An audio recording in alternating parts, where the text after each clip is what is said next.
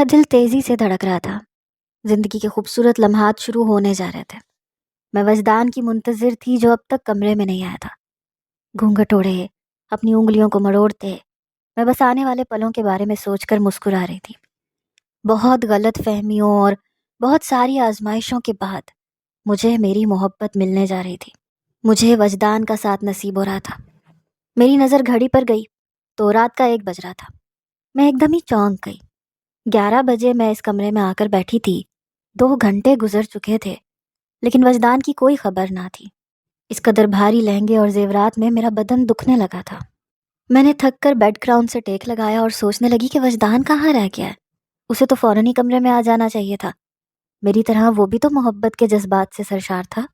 हम दोनों ही एक दूसरे को पा लेने की तमन्ना रखते थे, तो फिर वो अब तक क्यों नहीं आया था? यही सोचते हुए मैंने आंखें बंद कर लीं। कुछ ही देर गुजरी थी कि कदमों की चाप सुनाई दी। मैंने घबराकर आंखें खोली तो वजदान गेट लॉक कर रहा था। मेरा दिल एकदम तेजी से धड़कने लगा। वो पल आ गया था जब हम दोनों की मोहब्बत एक होने जा रही थी। मैंने जल्दी से घूंघट अपने चेहरे पर गिराया। शर्माते हुए सुकड़ कर बैठ गई। वैसे तो मैं और वजदान पहले भी कई दफ़ा मिल चुके थे, लेकिन निकाह के बाद ये बाकायदा हमारी पहली मुलाकात थी। इसलिए शायद मेरा दिल अपने बस में नहीं था। मैं अपनी मेहंदी पर नज़रें जमाए उसमें वजदान का नाम देख रही थी। मैंने सोचा था कि वजदान को बहुत तंग करूंगी, उससे कहूंगी कि मेरी मेहंदी में अपना नाम तलाश करके दिखाए। यही सोचते मेरे चेहरे पर मुस्कुराहट आई थी। फिर एकदम ही वजदान की भारी आवाज़ कमरे में गूंजी, मेरे बिस्तर पर क्यों बैठी हो? उठो, यहाँ से खड़ी हो। वजदान के लहजे में इतनी सख्ती थी कि मैं एकदम ही कांप गई। फिर मेरे चेहरे पे मुस्कुराहट आ गई। मैं अभी भी घूंघट में सर झुकाए बैठी थी। मुझे यकीन था वजदान मेरे साथ मजाक कर रहा है। हमेशा से ही उसे आदत थी मुझे तंग करने की। इसीलिए मैंने बिना सर उठाए आहिस्तगी से कहा कि दुल्हन का घूंघट उठाना पड़ता है। इतनी आसानी से मैं आपको चेहरा नहीं दिखाऊंगी। आपको क्या लगता है, इस तरह एक्टिंग करके आप मुझे डरा देंगे? मेरी बात पर वजदान ने एकदम ही सख्ती से मेरा बाजू जकड़ के मुझे बिस्तर से खींच के खड़ा किया। मेरा घूंघट भी पूरी तरह खींच के मेरे चेहरे से हटा दिया और मैं फटी फटी निगाहों से वजदान को देख रही थी। जैसे ही मेरी निगाहें वजदान की निगाहों से मिली तो मेरी रूह तक लरस गई। गुस्सा, नफरत, हिकारत, क्या कुछ नहीं था उन नज़रों में। मैंने हकलाते हुए वजदान से कहा कि क्या हुआ है? उसने बहुत तेज़ी से मुझे सोफे पे धक्का दिया। सवाल जवाब करने के बजाय अगर अपनी औकात पहचान लो तो ज़्यादा अच्छा होगा आयशा। बेहतर होगा कि आइंदा मेरी किसी चीज़ पर अपना हक जताने की कोशिश ना करना। ये बिस्तर मेरा है, तुम्हारे बाप ने जहेज में नहीं दिया। वजदान ने मेरा तकिया उठाकर सोफे पर फेंका था। खुद वॉशरूम का रुख किया था और मैं सर से पांव तक लरस कर रह गई थी। 2 आंसू टूटकर आंखों से गिरे। ये वजदान को क्या हुआ था? मुझसे इस तरह क्यों बिहेव कर रहा था? मैं अपने आप से सवाल कर रही थी। और फिर दिल ने जो जवाब दिया उसने मेरी रूह फना कर दी। तो क्या वजदान ने पुरानी बातों को दिल से लगाया हुआ था? क्या वो कुछ भी नहीं भूला था? तो फिर उसने मुझसे शादी क्यों की थी? मैं बेयकीनी के आलम में अपना सर पकड़कर बैठ गई थी। मैंने तो सोचा भी नहीं था कि वजदान अभी तक माजी के उन पलों में अटका होगा जिनसे मैं कब का बाहर आ चुकी थी। मैं तेजी से उठी। मैंने वॉशरूम का दरवाज़ा धड़धड़ाना शुरू कर दिया। वजदान बाहर निकले, बात करें मुझसे। मैं तेजी से अपने लफ्ज़ों को तरतीब दे रही थी। मुझे जानना था कि वजदान को अचानक से क्या हो गया है। एकदम ही वॉशरूम का दरवाज़ा खुला और वो मेरे रूबरू आकर खड़ा हुआ। बात टावल लपेटे वो नफरत और गुस्से से मुझे देख रहा था। तुम्हारा दिमाग ठीक है? रात के 2 बज रहे हैं। ये शरीफों का घर है, यहाँ हंगामा ना करो। वजदान, आप ऐसे बात क्यों कर रहे हैं? आपको क्या हो गया है वजदान? सारे लफ्ज़ जैसे कहीं खो गए थे। मैं बस इतना ही पूछ पाई थी। वजदान ने गहरी सांस भरी। बताऊं मुझे क्या हुआ है? वो एक कदम आगे बढ़ा, मेरे करीब हुआ। उसके बालों से पानी टपक रहा था। आंखें सुर्ख हो रही थीं। धीरे धीरे मेरी जानिब कदम बढ़ाता वो मेरे बिल्कुल करीब आ चुका था। बड़ी तेज़ी से उसने अपने बाजू से मेरी कमर को जकड़ के मुझे अपने करीब किया। मेरी सांस अटकने लगी थी। मैं बस फटी फटी निगाहों से वजदान को देख रही थी, जिसने बहुत ज़ोर से मेरी कलाई को अपने दूसरे हाथ में जकड़ लिया था। छन छन चूड़ियाँ छनकती टूटती चली गईं।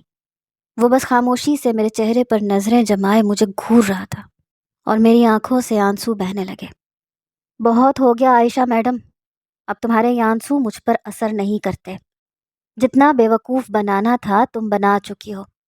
شکر ادا کرو میرا کہ تمہارے باپ کی عزت رکھنے کے لیے تم سے نکاح کر لیا، ورنہ تم تو اس قابل بھی نہیں کہ تمہاری طرف نظر اٹھا کر بھی دیکھا جائے۔ کیا مطلب ہے وجدان؟ کیا آپ نے یہ شادی صرف میرے بابا کی وجہ سے کی ہے؟ کیا آپ کو مجھ سے محبت نہیں رہی؟ میں حیرانگی سے وجدان کو دیکھ رہی تھی، جس کی نگاہوں میں محبت جیسے پاکیزہ جذبے کی ایک رمق بھی مجھے نظر نہ آئی۔ محبت، محبت کا لفظ تمہارے منہ سے اچھا نہیں لگتا عائشہ۔ تمہیں پتہ بھی ہے محبت کیا ہوتی ہے؟ جو کچھ تم کر چکی ہو اس کے بعد محبت تو کیا، میں تمہیں اپنی نفرت کا حقدار بھی نہیں سمجھتا۔ میں نے تمہیں اپنا نام دے دیا ہے، اسے تم میرا احسان سمجھ لو۔ ایک جھٹکے سے وجدان نے مجھے چھوڑا تھا اور میں لڑکھڑا کر پیچھے ہوئی تھی۔ اپنی ہی ٹوٹی ہوئی چوڑیوں پر پاؤں پڑنے سے میرے پیروں میں سے خون نکلا تھا۔ ایک دبی دبی سی سسکاری کے ساتھ میں نے اپنے کٹے ہوئے پاؤں کی طرف نظر ڈالی۔ مہندی کے سرخ رنگ کے ساتھ خون کا سرخ رنگ شامل ہو چکا تھا، لیکن وجدان کو اس بات سے ہرگز بھی کوئی فرق نہیں پڑا تھا۔ وہ گنگناتے ہوئے شیشے کے آگے جا کے کھڑا ہو گیا۔ وہ اپنے بال سیٹ کر رہا تھا۔ میں نے اپنے آنسوؤں پر ضبط کا پہرا بٹھایا، اپنے کٹے ہوئے پیر کو دیکھنے لگی۔ گہرا زخم آیا تھا، خون بہہ رہا تھا۔ میں خود ہی اپنا لہنگا سمیٹے واش روم میں گئی اور نل کے نیچے اپنا پاؤں لگا کر نلکا کھول دیا۔ ٹھنڈا یخ پانی میرے پیر کو بھگو گیا تھا۔ چند لمحوں میں خون بھی رک گیا تھا۔ میں واپس کمرے میں آئی۔ وجدان بستر پر ترچھا لیٹا ہوا تھا، اپنا موبائل فون چلا رہا تھا۔ جس انداز میں وہ لیٹا تھا اس سے صاف ظاہر تھا کہ وہ مجھے اس بستر پر تو جگہ دینے والا نہیں تھا۔ بنا کچھ کہے میں نے الماری میں سے اپنا ایک لباس نکالا اور واش روم کی طرف بڑھ گئی۔ کچھ ہی دیر بعد جب میں کمرے میں آئی تو کمرے کی لائٹس بند تھیں۔ میرا تکیہ نیچے زمین پہ پڑا ہوا تھا۔ میں نے اپنے زیورات اور کپڑے ایک طرف ڈالے، تکیہ اٹھا کے صوفے پہ ہی لیٹ گئی۔ میں وجدان سے بات کرنا چاہتی تھی، پوچھنا چاہتی تھی کہ آخر وہ میرے ساتھ اس طرح کا سلوک کیوں کر رہا ہے۔ میں جانتی تھی وہ جاگ رہا ہے، لیکن مجھ میں اتنی ہمت نہیں تھی کہ اس کے قریب جا کر اسے چھیڑتی۔ اس کی نفرت تو میں دیکھ ہی چکی تھی، مزید ذلت اٹھانے کی مجھ میں ہمت نہیں تھی۔ شاید صبح تک اس کا غصہ ٹھنڈا ہو جاتا، یہی سوچ کر میں نے اپنے آپ کو سمجھایا تھا۔ میں وجدان کو اب سے نہیں بچپن سے جانتی تھی۔ مجھے معلوم تھا اس کا غصہ زیادہ دیر کا نہیں ہوتا، لیکن اس بار شاید یہ میری غلط فہمی ثابت ہونے والی تھی، کیونکہ وجدان کو مجھ پر غصہ نہیں تھا بلکہ مجھ سے نفرت ہو چکی تھی۔ ساری رات میں صوفے پر ٹھٹھرتے ہوئے کروٹیں بدلتی رہی۔ سردی نے اچانک ہی زور پکڑا تھا، شاید باہر بوندا باندی بھی ہو رہی تھی، لیکن مجھے تو صرف اور صرف وجدان کا خیال ستا رہا تھا۔ کیا وہ اب بھی مجھ سے خفا تھا؟ میں تو آج کی رات کو لے کر کتنے سپنے سجائے بیٹھی تھی، سارے سپنے اچانک ہی ٹوٹ کر چکنا چور ہو گئے تھے۔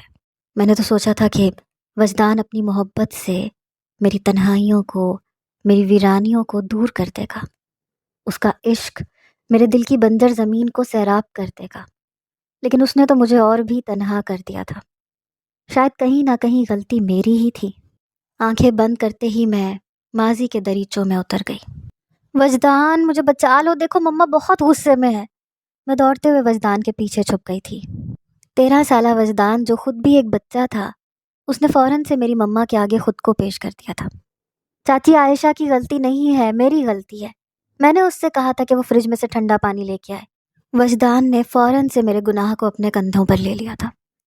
وجدان تمہیں پتہ ہے نا عائشہ کو ٹھنڈا پانی بالکل سوٹ نہیں کرتا۔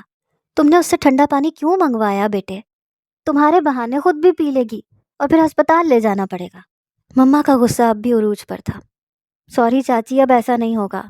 مما مجھے غصے سے گھورتی ہوئی چلی گئی۔ وجدان ان کا بہت لاڈلا تھا، اس لیے وہ اس پر زیادہ غصہ نہیں ہوتی تھی، اور اسی بات کا فائدہ میں پوری طرح اٹھاتی تھی۔ مما کے جاتے ہی وجدان نے پلٹ کر ناراضگی سے مجھے دیکھا تھا۔ آشی تمہیں پتہ ہے نا تم بیمار ہو جاتی ہو، پھر کیا ضرورت تھی فریج کھولنے کی؟ میں نے مسکرا کر وجدان کو دیکھا تھا، کیونکہ مجھے پتہ ہے کہ اگر میں پکڑی گئی تو تم ہو نا، تم مجھے بچا لو گے۔ یہ غلط بات ہے عائشہ، وجدان نے میرے کان کو پکڑ کر کھینچا تھا۔ اوئی اللہ، درد ہو رہا ہے۔ میں نے جلدی سے اپنے کان پر ہاتھ رکھا۔ سوری عائشہ، زیادہ زور سے ہو گیا کیا؟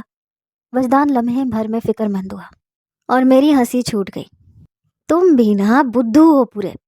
میں نے وجدان کے سر پر ہاتھ مارا تھا اور اس کے بال کھینچتی اس کے کمرے سے باہر کی جانب بھاگی تھی، اور اسے ایک پل میں ہی سمجھ آ گیا تھا کہ میں نے ڈرامہ کیا ہے۔ وہ بھی میرے پیچھے پیچھے بھاگنے لگا۔ ہم ایسے ہی تو بڑے ہوئے تھے، ایک ہی گھر میں اوپر والا پورشن وجدان کا تھا، نیچے والا ہمارا۔ میں اپنے ماں باپ کی اکلوتی بیٹی تھی، جبکہ وجدان کی ایک چھوٹی بہن بھی تھی۔ وجدان مجھ سے پورے 4 سال بڑا تھا۔ میں 9 سال کی تھی، وہ 13 سال کا تھا، لیکن ہماری دوستی بہت پکی تھی۔ میں ذرا بھی کوئی غلطی کرتی تو وجدان ہمیشہ اسے اپنے سر لے لیا کرتا۔ وجدان کو کسی سہارے کی ضرورت پڑتی تو میں تایا جان کے آگے کھڑی ہو جاتی، کیونکہ میں اپنے تایا جان کی جو لاڈلی تھی۔ تایا جان مجھ پر جان چھڑکتے تھے اور میری مما وجدان پر۔ ہمارا بچپن بہت ہی خوبصورت گزرا تھا۔ وجدان 16 سال کا ہوا تو اس کی کالج لائف شروع ہو گئی۔ اس میں کافی تبدیلی آ گئی تھی۔ وہ اپنی پڑھائی کو لے کر بہت سنجیدہ تھا، ساتھ ساتھ مجھے بھی بار بار یہی تاکید کرتا، عائشہ پڑھائی میں دھیان دیا کرو۔ لیکن مجھے پڑھائی میں اتنی دلچسپی نہیں تھی۔ وہ مجھے پڑھانے بیٹھتا تو میں کنکھیوں سے اسے دیکھتی رہتی۔ اس کے چہرے میں ایسی کشش تھی کہ میں اس پر سے نگاہیں نہیں ہٹا پاتی تھی۔ وجدان کے بغیر تو ایک لمحہ بھی ناممکن تھا۔ میرا دل وجدان کے لیے ایک الگ ہی لے پر دھڑکتا تھا، جسے اس کچی عمر میں سمجھ نہیں پائی تھی۔ میں بس اتنا جانتی تھی کہ میں وجدان کے بغیر نہیں رہ سکتی، اور اپنے اس جذبے کی شدت کا احساس مجھے اس دن ہوا جب وجدان کا انٹر کمپلیٹ ہوا اور تایا جان نے کہا کہ باقی کی پڑھائی کمپلیٹ کرنے کے لیے وجدان آسٹریلیا جا رہا ہے۔ میں نے پورا گھر رو رو کر ایک کر دیا۔ وجدان اپنے کمرے میں بیٹھا اپنی کتابیں سمیٹ رہا تھا۔ میں جا کر اس کے قدموں میں بیٹھ کر رونے لگی۔ مجھے اس طرح آنسو بہاتے دیکھ کر وہ پریشان ہو گیا۔ عائشہ کیا کر رہی ہو؟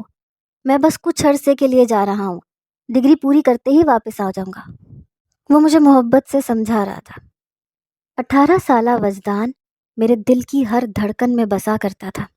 یہ بات میں اسے کیسے سمجھاتی کہ اس کے بغیر نہ میری صبح ہوتی تھی نہ شام۔ میں نے روتے ہوئے وجدان کے سینے پر سر رکھ دیا۔ میں صرف 14 سال کی تھی۔ محبت کیا ہوتی ہے یہ مجھے معلوم نہیں تھا، لیکن وجدان سے جدائی مجھے مار دے گی اس بات کا احساس مجھے بخوبی تھا۔ میں نے وجدان کی آنکھوں میں آنکھیں ڈال کر اس بات کا اعتراف بھی کر لیا تھا کہ میں اس کے بغیر ایک پل بھی نہیں رہ سکتی۔ عمر کے جس حصے میں وہ تھا، وہ ایک لمحے میں میرے جذبات کو بھام گیا تھا۔ کتنی ہی دیر وہ خاموشی سے مجھے دیکھتا رہا، پھر اس نے آہستگی سے مجھے اپنے سینے سے لگا لیا۔ عائشہ، بس کچھ عرصے کی بات ہے، میں واپس آ جاؤں گا تو پھر ہم ہمیشہ کے لیے ایک ہو جائیں گے۔ اس کے اس جملے پر میں متحیر رہ گئی تھی، بس حیرت سے اسے تکنے لگی۔ اس کے چہرے پر دھیمی سی مسکراہٹ آ گئی۔ میں جانتا ہوں تم میرے بغیر نہیں رہ سکتی، اور یہ بھی جانتا ہوں کہ تم میرے لیے کیسے جذبات رکھتی ہو، لیکن ہر چیز کا ایک وقت ہوتا ہے عائشہ۔ تم ابھی اپنی پڑھائی پہ فوکس کرو، مجھے بھی اپنا فیوچر بنانے دو، تاکہ ہم ایک ساتھ مل کر ایک اچھی زندگی گزار سکیں۔ میری انگلیوں سے کھیلتے ہوئے وجدان نے آہستگی سے اپنے جذبات کا اعتراف بھی کر لیا تھا، اور میرے ارد گرد جیسے روشنیاں ہی روشنیاں بکھر گئی تھیں۔ میں بہت زیادہ خوش تھی۔ میں اس سفر میں تنہا نہیں تھی، اس بات کا احساس بہت خوبصورت تھا۔ وجدان کے جانے کا وقت آیا تو ایئرپورٹ پر میرے آنسو تھمتے ہی نہیں تھے، یہاں تک کہ وجدان نے جانے سے پہلے میرے ماتھے کو چوم کر مجھے الوداع کہا تھا، اور پھر وہ پورے 4 سال کے لیے آسٹریلیا چلا گیا۔ اس کے جاتے ہی جیسے گھر ویران ہو گیا۔ میری مما اسے ہر وقت یاد کرتی، تایا جان اور تائی جان کا حال بھی ایسا ہی تھا، لیکن وقت کا کام گزرنا ہے سو وہ گزرنے لگا۔ میں فون پر وجدان سے گھنٹوں باتیں کرتی، وہ بھی میری باتیں بہت غور سے سنتا، میرے سنگ ہنستا، کھلکھلاتا، میری ہر تکلیف پر وہ بکھر سا جاتا۔ جب میں بیمار ہوتی، وجدان کا بس نہیں چلتا تھا کہ وہ کسی طرح سے واپس آ جائے، لیکن میں ہمیشہ اسے یہ کہہ کر منع کر دیتی کہ بس کچھ ہی وقت کی بات ہے۔ ہم دونوں نے حالات سے سمجھوتا کر لیا تھا۔ ویسے بھی میرا ماننا تھا کہ فاصلے محبتوں کو کم نہیں کرتے بلکہ اور بڑھا دیتے ہیں، اور ہر گزرتے دن کے ساتھ میری اور وجدان کی محبت بڑھتی چلی گئی۔ لیکن کبھی کبھی کوئی تیز ہوا کا جھونکا تناور درخت کو بھی گرا دیتا ہے۔ اگر محبت میں یہی جھونکا پڑ جائے تو پھر محبت بھی زمین بوس ہو جاتی ہے، اور میری محبت کے ساتھ بھی ایسے ہی ہوا تھا۔ وجدان کی بہن ہمنا اور میں ایک ساتھ کالج جانے لگے تھے۔ میں نے اپنی پڑھائی پر پہلے سے زیادہ توجہ دینی شروع کر دی تھی۔ پہلے وجدان تھا جو زبردستی مجھے بٹھا کر پڑھایا کرتا تھا، اب میں خود اس کے نام پر پڑھتی تھی کہ کہیں میرا خراب رزلٹ اسے تکلیف نہ دے۔ پھر ایک شام اچانک تایا جان نے ایک ایسی خبر سنائی کہ ہم لوگ حیران رہ گئے۔ تایا جان کہنے لگے کہ میرے ایک دوست نے اپنے بیٹے کے لیے ہمنا کا ہاتھ مانگا ہے، لوگ بہت اچھے ہیں، لڑکے نے ماسٹرز کیا ہوا ہے، اب اپنا کاروبار سنبھال رہا ہے، ایسے رشتے قسمت سے ملتے ہیں، اس لیے میں نے انہیں ہاں کہہ دی ہے، شام کو وہ لوگ ہمنا کو دیکھنے کے لیے آئیں گے۔ یہ سن کر ہمنا بہت روئی کہ اسے ابھی شادی نہیں کرنی، لیکن پھر تایا جان کے ساتھ ساتھ تائی جان نے، میری مما نے بھی اسے سمجھایا کہ آج نہیں تو کل شادی تو کرنی ہے، اگر اچھا رشتہ آ رہا ہے تو پھر انکار نہیں کرنا چاہیے، لیکن اگر تمہیں پسند نہ آئے تو ہم منع کر دیں گے، بس ایک بار مل لو۔ اس بات پر ہم ناراضی ہو گئی، البتہ تایا جان نے سختی سے مجھے اور ہمنا کو منع کیا تھا کہ فی الحال وجدان کو اس رشتے کے بارے میں کچھ نہیں بتانا، کیونکہ وجدان اس بات کے خلاف تھا کہ پڑھائی کے درمیان میں منگنی یا شادی کی کوئی بات کی جائے، جبکہ تایا جان اس رشتے پر بہت مطمئن اور خوش تھے، اس لیے وہ چاہتے تھے کہ ہمنا کی منگنی کر دی جائے اور پھر وجدان کے واپس آتے ہی اس کی رخصتی بھی ہو جائے۔ تایا جان نے خاص کر سختی سے مجھے کہا تھا کہ وجدان کو ایک لفظ بھی نہ بتانا، اور میں نے بھی حامی بھر لی تھی۔ گھر میں سبھی جانتے تھے کہ سب سے زیادہ وجدان سے میں ہی بات کرتی ہوں، اسی لیے مجھے ہی بار بار یہ بات کہی جا رہی تھی۔ میں نے بھی خود کو اس بات کا پابند کر لیا کہ غلطی سے بھی وجدان کے سامنے ذکر نہیں کروں گی۔ میں اور ہمنا ایک ہی عمر کے تھے، رشتے والی بات پر میں نے اسے خوب تنگ کیا۔ پھر شام ہوتے ہی میں نے اسے خود اپنے ہاتھوں سے سجایا اور چھیڑنے لگی، تو وہ بھی ہنس کے کہنے لگی کہ وہ دن دور نہیں جب وجدان بھائی کے آتے ہی میرے ساتھ تمہارے ہاتھ بھی پیلے ہو جائیں گے۔ اسے بھی میری اور اپنے بھائی کی محبت کا علم تھا، اور اس کی بات پر میں ایک دم ہی شرما گئی تھی۔ ہمنا اس بات پر لڑکے والوں سے ملنے کے لیے راضی ہو گئی تھی کہ اگر اسے وہ لوگ سمجھ نہ آئے تو وہ انکار کر دے گی، اور اس بات پر گھر میں کسی کو کوئی اعتراض نہیں تھا۔ میں نے اسے تیار کیا، پھر چائے کی ٹرے ریڈی کر کے اس کے ہاتھ میں پکڑا دی۔ وہ دوپٹہ سنبھالتی ہوئی مہمانوں کے آگے چلی گئی، اور میں تیزی سے باورچی خانہ سمیٹنے لگی۔ اچانک ہی میری نظر دوسری ٹرے پر پڑی، اور میں نے سر پکڑ لیا۔ سموسے والی ٹرے تو باورچی خانے میں ہی رہ گئی تھی، اور ہمنا بھی پلٹ کر نہیں آئی تھی۔ کچھ دیر میں انتظار کرتی رہی کہ مما یا تائی جان میں سے کوئی ڈرائنگ روم سے باہر آ جائے، لیکن کوئی بھی نہ آیا۔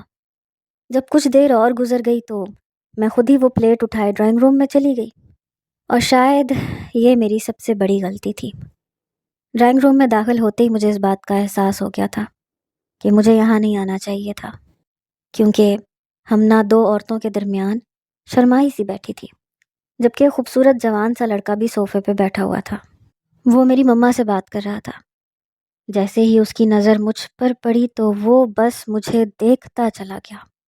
اس کی نگاہوں میں جو چمک آئی تھی، میں ایک دم ہی پزل ہو گئی تھی۔